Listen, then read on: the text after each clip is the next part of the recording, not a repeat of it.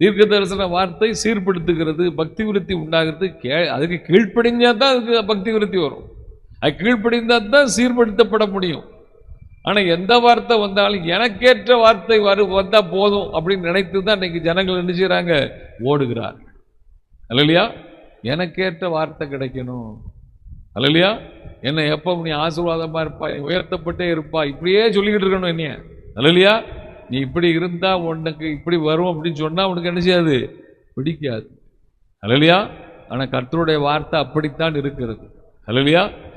அப்ப தேவனுடைய பிள்ளைகள் நம்ம இந்த வார்த்தைகள், ஆண்டுடைய வார்த்தை நமக்கு நேரம் கடந்து வந்தா அதுக்கு நம்ம ஒப்பு கொடுத்து அந்த வார்த்தையின்படி வாழ நம்ம அர்ப்பணித்தால் அதுல நன்மையை நிச்சயமா பெற்றுக்கொள்ள முடியும். கர்த்தர் அது நன்மைக்கு தான் சொல்றாரு. அல்லையா? ஆனால் அதை ஏற்றுக்கொள்ளக்கூடிய மனப்பக்குவம் ஜனங்களுக்கு வராத பட்சத்தில் எந்த தீர்க்க தரிசனம் சொன்னாலும் அவர்கள் சீர்படுத்தப்படுகிறது இல்லை.